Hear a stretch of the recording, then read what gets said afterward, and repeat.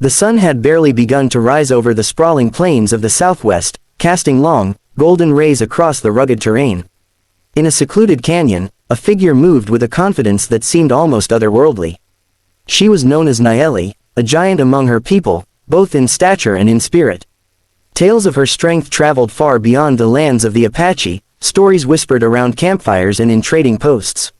"No man is strong enough for me," she would declare, her deep voice carrying the weight of unshakable conviction.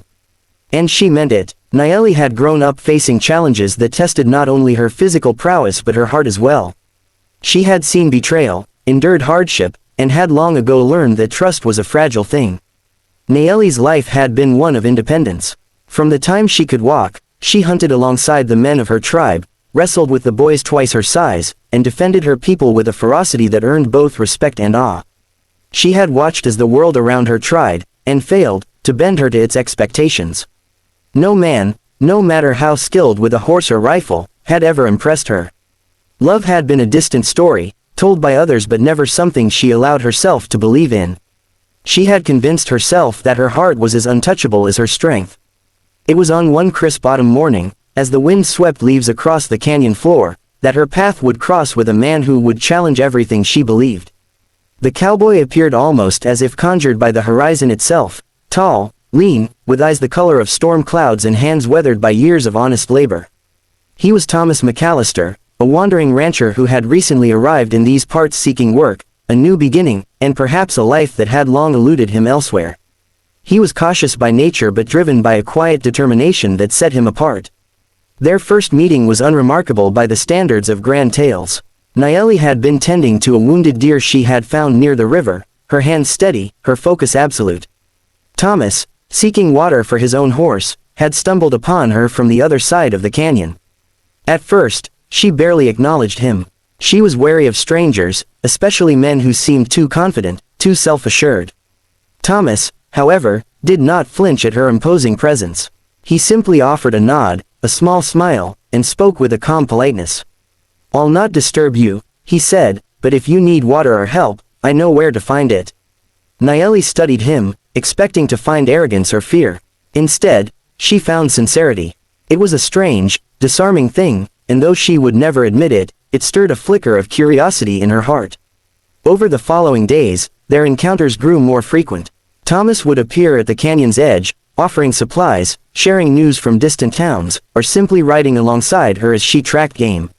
Nayeli found herself observing him, noting the gentleness in his hands, the patience in his voice, and the way he seemed to respect the land and its creatures.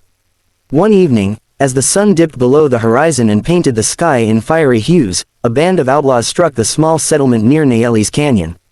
Chaos erupted, and Nayeli, true to her nature, charged into the fray to defend the innocent. Her strength was unmatched, but she was only one woman. When a hulking man aimed a rifle at a child, Thomas appeared from the shadows, diving in to intercept the shot. The action was reckless, yet precise, saving the child and placing himself in harm's way. Nayeli's heart pounded, not just from the fight but from the realization that someone human, fallible, and brave, had risked everything to protect another. After the battle, as the dust settled and the injured were tended to, Nayeli found herself walking beside Thomas in silence. For the first time in her life, she felt a vulnerability that was not tied to weakness but to trust. "Why did you do it?" she asked quietly, her voice uncharacteristically soft. Thomas looked at her, his storm gray eyes reflecting the fading light. "Because it was the right thing to do," he said simply. "Because no one should face danger alone." It was a moment of profound revelation for Nayeli. She had always equated strength with power, with dominance, with the ability to stand alone against the world. But here was a man whose strength was measured not in muscle or skill but in compassion, in courage, in the willingness to risk himself for others. Nayeli realized that strength came in many forms, and perhaps the truest strength was the kind that touched hearts rather than broke bones. As the seasons changed, so did their relationship. They hunted together, shared stories by the campfire, and faced the harshness of the frontier as a team. Nayeli's laughter, once rare and guarded, became a common sound in the canyon, especially when Thomas teased her about her tendency to carry too many supplies or overestimate the weight she could lift. And Thomas, who had spent years wandering alone, found in Nayeli a presence that made him feel rooted, at home in a way he had never known. Their bond was tested one winter when a blizzard swept across the plains, leaving the canyon isolated and treacherous. Food became scarce, and the cold was biting. Nayeli, accustomed to adversity, managed to hunt and gather, but Thomas fell ill, his body succumbing to the relentless cold. Nayeli refused to leave his side, using every ounce of strength and knowledge to care for him.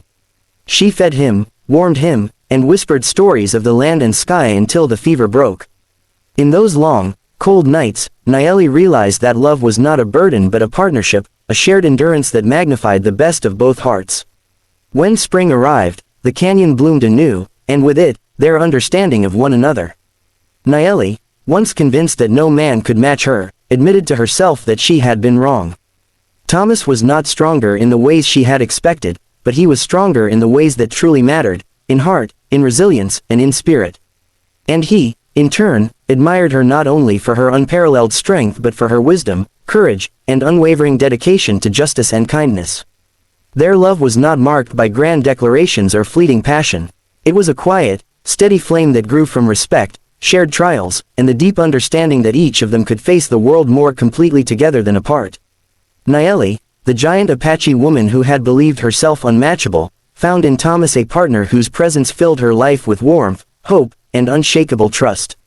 Years later, when children played in the canyon and elders told stories of heroes long past, Nayeli would smile at the memory of her own declaration, "No man is strong enough for me."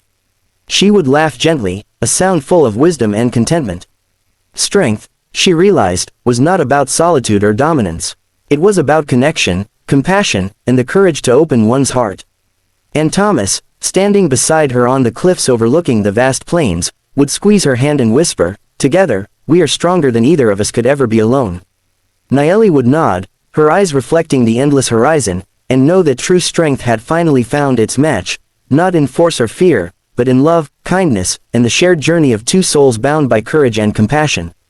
In the end, the tale of Nayeli and Thomas became more than a story of strength. It was a testament to the power of humanity, the beauty of selflessness, and the transformative magic of connection.